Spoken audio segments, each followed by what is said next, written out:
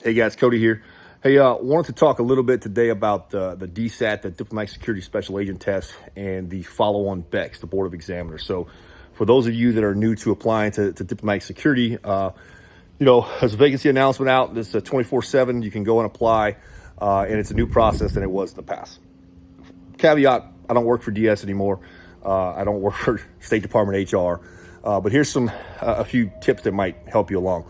As some of you know, I work through my Patreon account with candidates who are exploring or applying to the DS agency vacancy announcements. Everyone from that have made it past the QEP and they're going to BEX, or those who are just applying.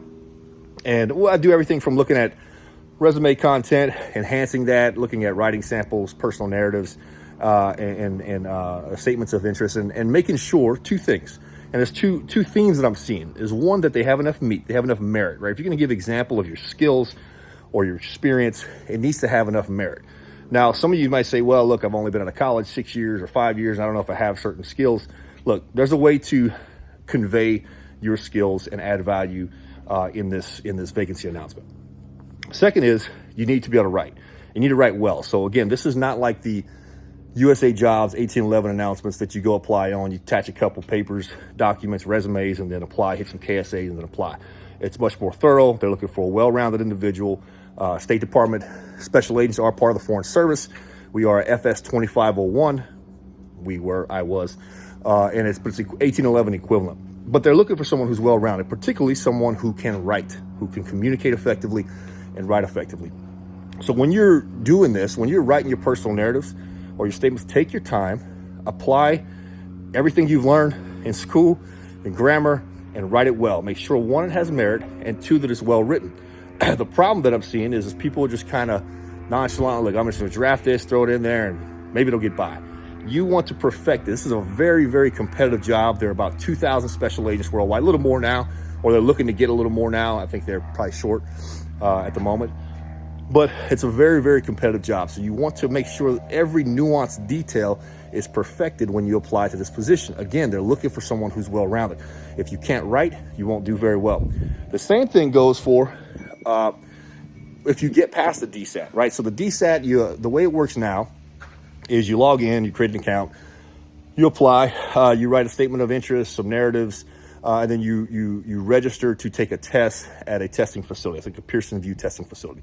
Then you take that test. And I can't tell you what's on the test. I don't know. I didn't take it. I hear it's like basic math, grammar, know your government structure and organization, maybe treaty, know what international organizations, right? NATO and United Nations and what they all do. And just use some common sense. I think I've heard that it's not very difficult to take that and pass that portion of the test. My focus, again, when I'm working with these folks, is your writing and making sure that your experiences are substantial and have merit. But when I get on to training the BEX folks, the folks who are going to BEX, and so we do everything from mock interviews. I give you some writing samples. I look over them. I give some feedback on that. We do mock interviews, everything from, hey, why do you want to be a DS special agent? I make up scenarios. We do security scenarios and tell you, like, hey, here's some things you might consider. And then we, of course, do your 12 dimensions. The dimensions are another thing that you need to, especially when you go into the BEX, need to have merit, right? You can't just be saying, integrity, and using this one time where you did the right thing. Look, you need to dig deep in your background and find out exactly something that holds some weight when you are talking about leadership or management or cultural awareness, all right? They don't want to see or hear, just some like story about when you were a Cub Scout or something like that, right? They want it to have some real substantial merit. Now, what I'm really having a struggle with is telling people, in many cases, that think they're good writers that aren't very good writers, to go get some help.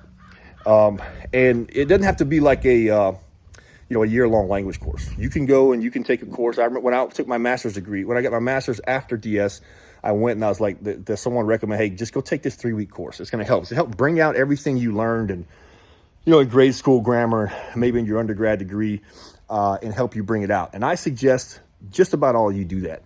And there's a couple reasons why. Number one is some people think they're good writers. They're just not good writers.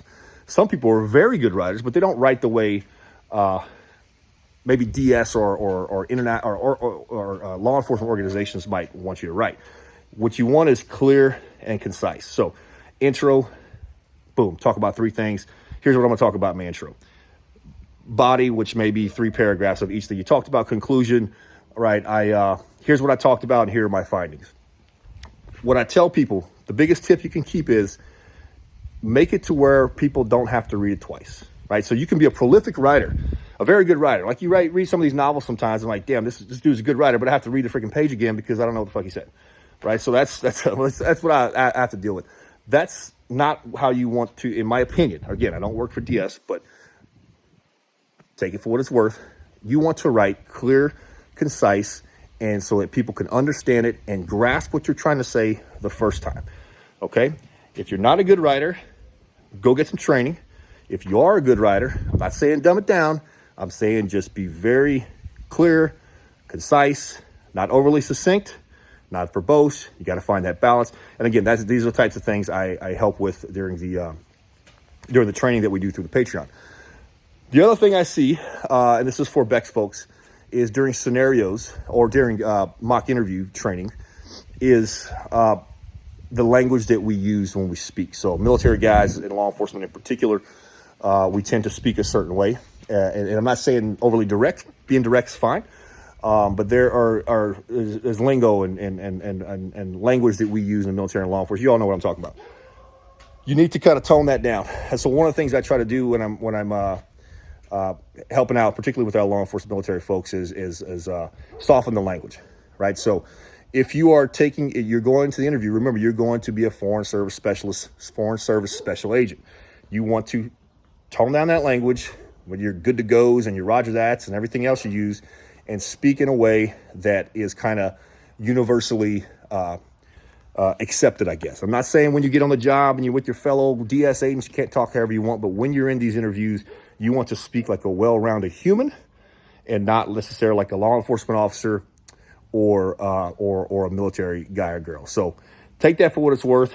I can help you if you're interested.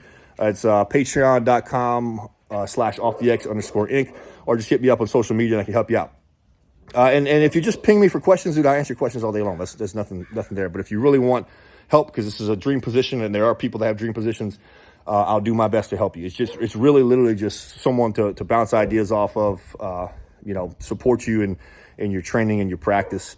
And we've had really great success. So happy to do that for y'all. Otherwise, hoodies, hats. If you're interested, they're on the website, codyperron.com. offthex_inc is my Instagram. That's the one I'm most active on. I'm up and down depending on what time of year it is and what the kids are doing, how busy I am. But I am always available to answer questions. And I'm still out of breath because I had a workout and I'm very out of shape. So excuse me for huffing and puffing here. And appreciate all your support. Oh, the book, Agents Unknown. This is my book, True Stories of Life as a Special Agent Diplomatic Security Service. Almost at 200 reviews now.